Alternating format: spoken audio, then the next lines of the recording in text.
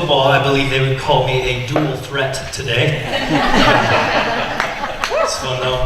Do you know what's really fun is getting, some of you don't know this, but the drummer is my son. And there's maybe nothing cooler than being able to that's pretty awesome. Well, in less than 2 weeks, we are going to celebrate what I consider to be the greatest of all holidays. Anybody with me on that? Yeah, that's right. I love just about everything that has to do with Thanksgiving. The time with family, the football, the beautiful weather, the long weekend, of course, the food. And you see, in my house, I do all the Thanksgiving cooking.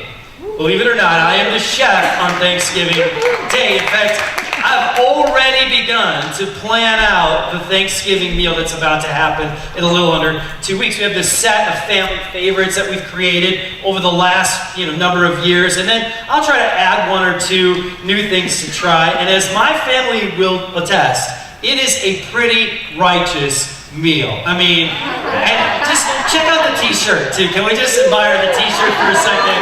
Because that's a pretty righteous t-shirt too. That's Thanksgiving at our house, man. It is awesome. I don't cut any corners. Each dish I spend great amounts of time on, and the turkey is as juicy as you can find it. And then after Thanksgiving, I don't cook again for another year. But that's not entirely true. But there's actually one more reason why I really love this holiday, maybe more than any other. You see, across our country on that day, people will gather together in each other's homes, and they're going to eat a meal. They're going to have this meal, and in that moment, we're all going to do something that we were created to do, to be together. We were created for that. I think that's why on Thanksgiving, we all look forward to those moments. Yeah, sometimes it's a little bit chaotic and there's a little conflict in it, but in the end, we really look forward to those moments in our lives where we just come together and we do something as simple as have a meal. Because Thanksgiving is more than just about food, right? I mean, the turkey's great and the food's great, but it's more than that. It's about being together. It's about being with your loved ones, your friends, your family. And yet, this thing with food, it has this magical way of bringing us together unlike any other thing. I mean, think about it. Almost every occasion, holiday, birthday, gathering, whatever it might be, there is one thing that is always there. Food. And I'll tell you what, if you go to a gathering and there is not food, you will most likely turn around and leave. Because the expectation is that when we get together, we're going to eat. And it's not ironic that that's the case. Or it's not just a coincidence that that's the case. Because sharing a meal with other people is really powerful. It's really powerful. There's something almost supernatural at times about having a meal with somebody you know. And, in this series, we've been looking at how we can be people who are great neighbors. The Bible says, Jesus said that there are two things that we ought to do more than anything else. We ought to love God with all our heart, soul, mind, and strength, and we ought to love our neighbor as ourselves. Jesus calls us, when we decide we're going to follow Jesus, he says that I want you to be a great neighbor. And so we've been looking at those components of what it means for us to be a great neighbor. In the first week we talked about the fact that we have to be willing to go. We have to be willing to actually have relationships with people who maybe aren't anything like us or don't believe the same things we believe. We have to go and build those relationships and to begin with prayer, to pray that God would open up opportunities for us to be a great neighbor, to express God's love to other people. And last week we talked about the fact that if we want to be a great neighbor, we have got to learn how to be better listeners. We can't always be fighting for what's right or true. The truth is important, but it's not the first thing. The first thing is for us to just simply listen. And today, we're going to look at a component of being a great neighbor that might be the most practical thing you and I can do. And it's maybe one of the favorite things that we like to do, to eat. That's right. I am prescribing today for you to go eat. Aren't you glad you came to church this morning? Yeah. I know I am, man. I'm hungry just talking about it. But that's good news, right? That in the end, God is telling us, if you want to be a great neighbor, if you want to love somebody like yourself, then you need to eat more. You need to eat more, not, to get fat, but to eat more with other people. Jesus understood this. It's funny, Jesus understood the power of a good meal. In fact, his meals were legendary. His meals were revolutionary.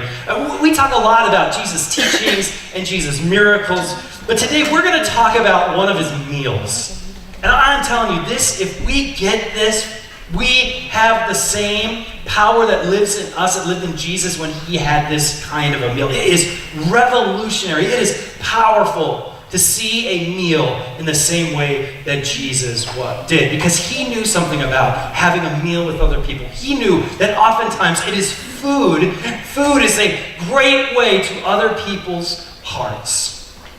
So grab a Bible, and you can turn with me to Mark chapter 2, or you can download the YouVersion app and follow along that way as well. That's a simple way to do it as well. And so as you find your place or open up your app, Mark chapter 2, let me just set up a little bit of what's going on. Jesus has arrived on the scene in Jerusalem. And he's just sort of getting started in this 3-year path that he's going to take in his ministry before his death and resurrection. And as he does arrive on the scene, he begins to teach, he begins to perform miracles. And one of the first things he does, though, is he begins to gather this group of young men who he will refer to as his disciples, his apprentices, those he's teaching, his first followers, right? And so he begins to gather these people, but these are not the guys that you and I would expect a rabbi, a religious leader, the Son of God, would begin to gather to have follow him. In fact, they're like the last people we would expect Jesus would call. And then we get to a guy named Levi, and Jesus, it's like he's just trying to blow everybody's minds with what he's doing here. And so we meet this guy Levi, and I just want you to watch what Jesus does here. Mark chapter 2, we're going to start in verse 13. Then Jesus went out to the lakeshore again and taught the crowds that were coming to him. And as he walked along, he saw Levi, son of Alphaeus, sitting at the tax collector's booth. "Follow me and be my disciple," Jesus said to him. So Levi got up and followed him. Now, at first glance, this may not seem like much. It's a rabbi. Rabbis, it was common for rabbis to go to young men and say, come and follow me, be my disciple. That was not abnormal. And when you did, it was an honor to do that. And so you would leave whatever you were doing and go follow that rabbi. So that's not out of the question. But who Jesus actually calls to have come follow him is very unexpected.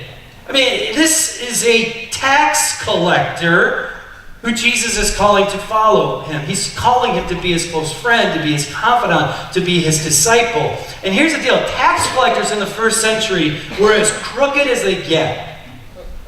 They were as bad as they get. They were Jews employed by the Roman government to collect taxes on behalf of the Roman government from their own people.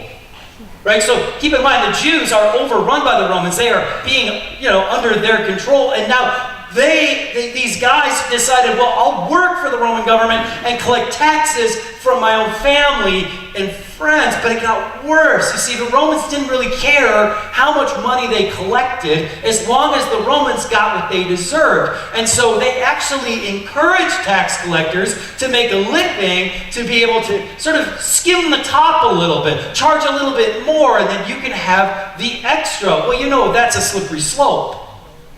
And before long, tax collectors were gouging their own family, their own friends, their own people, taking money out of their pockets and making themselves rich. They were despised. They were despised. Max Lucado does a great job, I think, in describing a tax collector in the first century. He says this. He says, "Combine the greed of an embezzling executive with the presumption of a hokey TV evangelist. Throw in the audacity of an ambulance-chasing lawyer and the cowardice of a drive-by sniper, stir in a pinch of pimp's morality, and finish it off with a drug peddler's code of ethics. And what do you have? A first-century tax collector." And so as a result of this, Levi, the tax collector, He's shunned and he's hated everywhere that he goes. I mean, he's gotten into this job and he's in so deep and he can't really get out, and yet everyone around him hates him. It's a very lonely place for Levi. He's never invited to the neighborhood cookout. His family would have disowned him completely, and he was ignored by whatever friends he may have once had. And Levi was just this greedy tax collector who everyone kept their distance from, that is, except for Jesus. Jesus goes close to Levi. Jesus has this audacity to ask Levi to be one of his own, to be a part of his tribe, to be a part of his clan. I mean, it is totally ridiculous what Jesus does here. It's totally ridiculous. He's a man of the cloth, a religious leader, an influencer. No rabbi would have even walked 50 feet near Levi, and Jesus says to him, "Come and follow me." I think that there are some of you here today who need to hear that. That you're going through life right now and you're wondering, would God even accept me? Does God even want to have anything to do with me? And there might not be any greater example in the Bible than in this story that Jesus wants everything to do with you. Jesus wants you, just like he wanted Levi, this corrupt, greedy tax collector, to follow him. But that's not all that Jesus does here. Jesus takes us a step further, and Jesus is, he's pretty risky with this because he knows he is going to catch some flack for this. Like, he's going to hear about it, but he doesn't just stop there. He doesn't just say, "Okay, Levi, come follow me." He goes a whole step further. Look at verse 15. It says, "Later, Levi invited Jesus and his disciples, his first followers, to his home as dinner guests, along with many tax collectors and other disreputable sinners." There were many people of this kind among Jesus' followers. Listen, this is one of my favorite verses in all of the Bible. It is dripping with controversy and questions and the deepest kind of love you can find. It is a sneak peek into the heart and the character of Jesus. If you want to know what Jesus is all about, this is it right here. Jesus right smack dab in the middle of a bunch of people who have just gone off the rails. People who are corrupt and greedy and sinful, and they know it, and Jesus and his first followers are right there having a meal. I mean, can you imagine the guest list for this party? This is no church potluck. At least not the ones that we often imagine. It's a gathering of those who wouldn't even step 500 feet from a church. It's those who haven't been to church in years. Maybe they've never been to church. They swear like sailors. They drink like fish. They smoke like chimneys. Right, man? To have been a fly on the wall during this meal. And in the middle of all of that, it's Jesus. Right? The name above all names, the Alpha as the Omega, the Savior of the world, the Son of God, eating a meal with folks who want nothing to do with God. Let me ask you a question. When was the last time you shared a meal in the same way Jesus does here? When was the last time someone who wouldn't step 500 feet from the front doors of this church, when was the last time you sat with them in your own home and had a meal? When was the last time you hung out with someone who doesn't go to church or who may never go to church with the sole purpose of loving them, of being a great neighbor? Sadly, I think for most of us, it's just not very often. But right out of the gate, Jesus is exempling the power of a meal with those who are nothing like him. Nothing like him. And, as I mentioned before, as is often the case, Jesus in turn ruffles some feathers, gets in a little bit of trouble. And so the religious elite, of course, show up at the door, and this is their confrontation with Jesus. In verse 16 it says, "But when the teachers of religious law, who were Pharisees, saw him eating with tax collectors and other sinners, they asked his disciples, 'Why does he eat with such scum?'" Here come the moral police again. riding on their high horses. The Pharisees, they were the elite among Jews, respected and revered for their spirituality. And Jesus is eating with the exact opposite of them. And it ticks them off. You see, in the first century, who you ate with was actually a big deal. It said something about you. It made a statement. It said something about who you were and the people you were with. Meals in the first century, really, they essentially divided people into classes and into occupations and into family ties. They showed who was in and who was out. And the people Jesus eating with were clearly out in the minds of the Pharisees. But not for Jesus.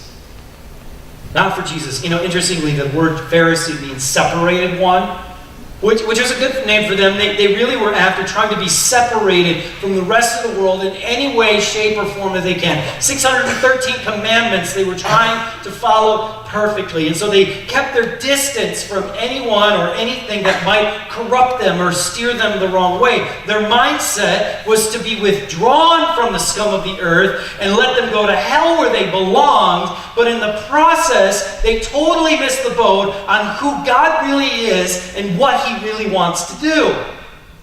And so Jesus gets after them in verse 17. And He says this.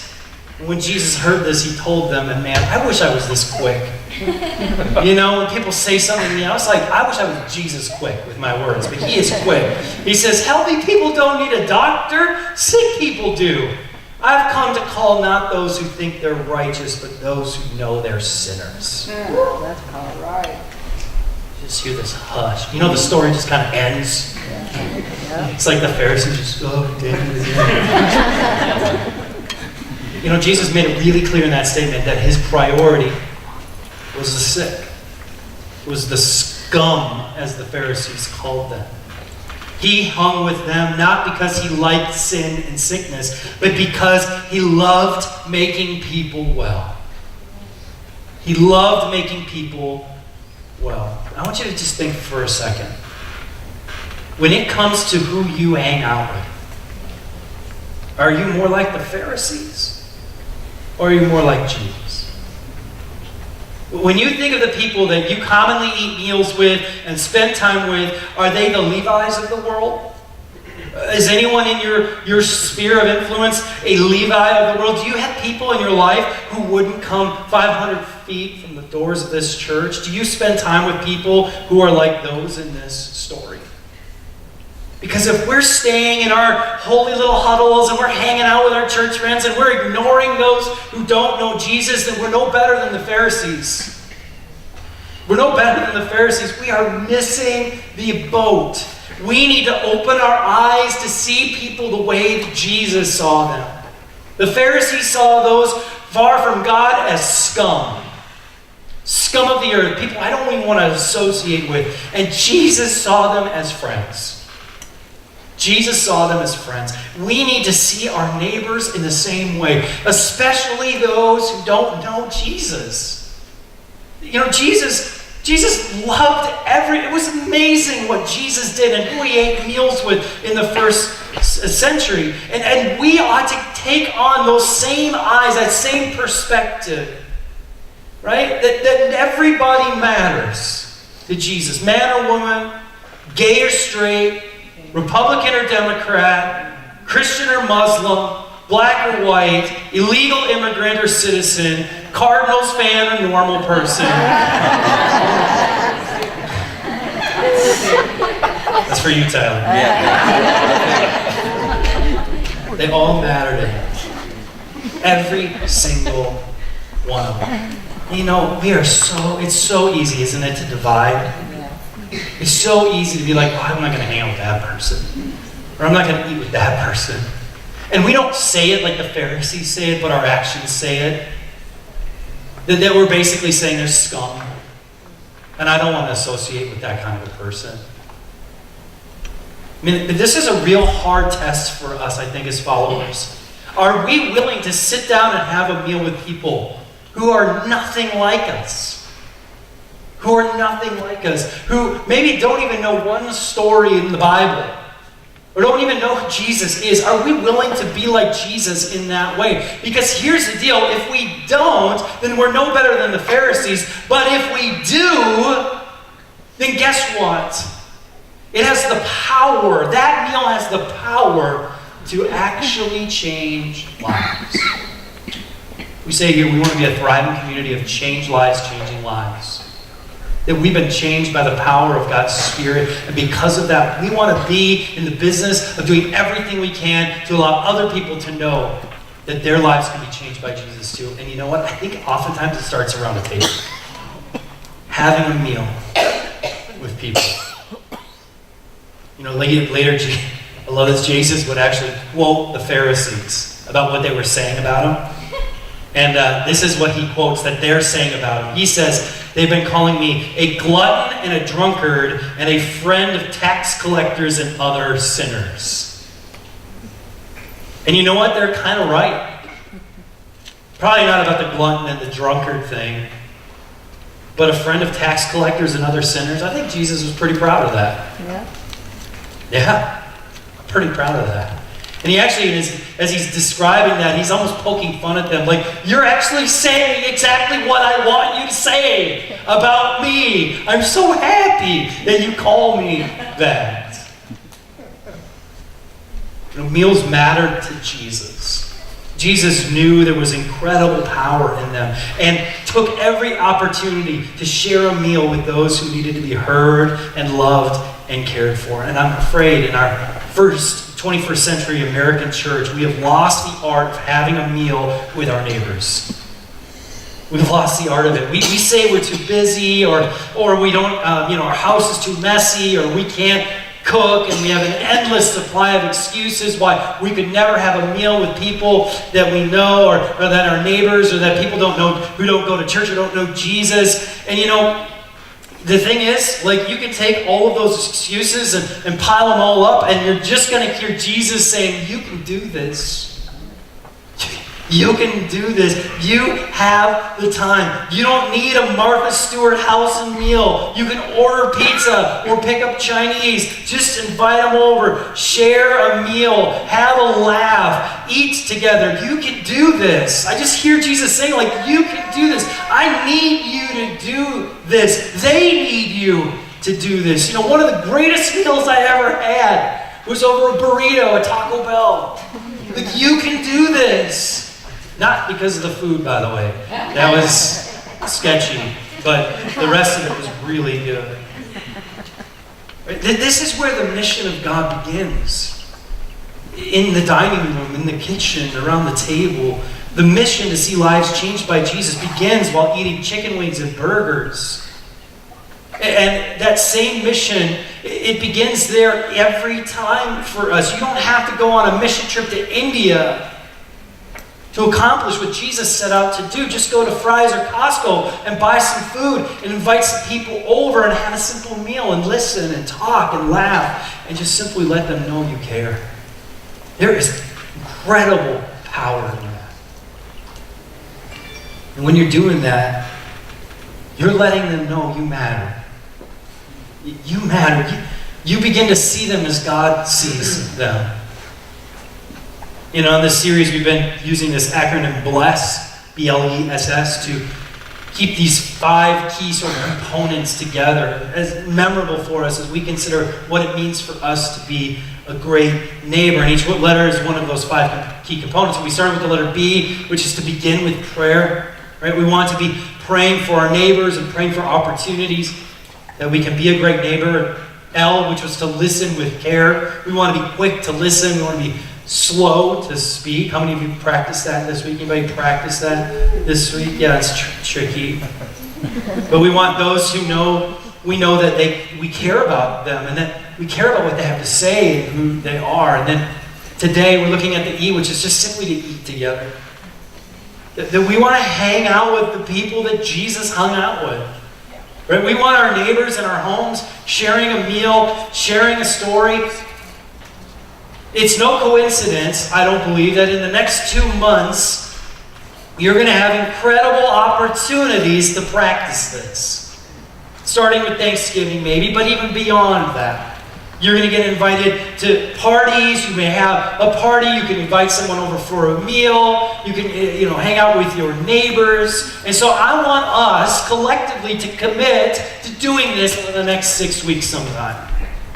You have people in your life, or you should have people in your life, who don't know Jesus, who maybe wouldn't even show their face at this church. And God bless them. Man, we just love, if you're here and you're like, church is sketchy, I don't know what I'm doing here, I'm so glad you're here. You're in the right place. But we want people like that in our lives, that we might be able to have an influence and listen and care and let them know that they matter. And so I'm challenging you, all of us, to have a meal. Between now and the end of the year, to have a meal, have some people over, have a meal. If you don't know how to cook, trust me, DoorDash, Postmates, something. They'll never know the difference. They might, but doesn't matter. Have the meal, have them over. And let me just give you a couple of quick notes as you think about this. The first note is this: the goal is not to convert them. Remember, we talked about that in the first week, that we're blessed to be a blessing. We're not converted to be a converter. Right. It's cold, it's sterile, it doesn't work. And just run from it if it's there for you, right? Like, don't have your neighbors come over and hand them out tracts and sit down with a Bible and start doing a Bible. Like, don't be weird, just be a normal person that eats food, have fatty food and good dessert, right? And listen, if I show up at your house and you hand me a tract, I'm going somewhere else to eat. Okay? Secondly, your goal isn't to be a debater or salesperson for Christianity. Just let it go. Just be okay with not having to talk about any of that. Your role isn't to be Jesus' attorney. Okay? Trust me, Jesus does not need your defending. Lastly, your role is simply to be a host. To just be there. To serve them. To talk with them. To listen to them. To make the most of this beautiful day. As Fred Rogers would say. Tell your neighbors you're making burgers or tri-tip or lasagna, and I trust me, they will come. They will come. Maybe not the first time, but they will come. Let me just say this. Lastly, and I mentioned this earlier, you might be sitting here today and you're just realizing, wow, Jesus is actually for me. He's for me. He's not against me. He's actually for me. Like a story like this points out the fact that Jesus, if we're going to call people scum, well, Jesus was all about the scum. He loved the scum of the earth. And maybe you relate way more to Levi and his friends than you do to Jesus or the Pharisees. And I just want to say, welcome to the club.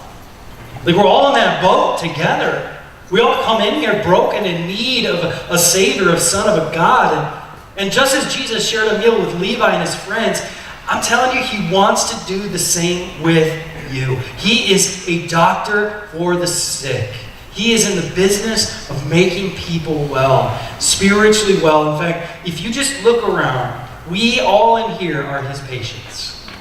We are his patients in need of his love and his grace, and that same love and that same grace that he expressed to Levi and those friends of his and all of us is still available to you. He's still calling to you, come follow me. Come follow me.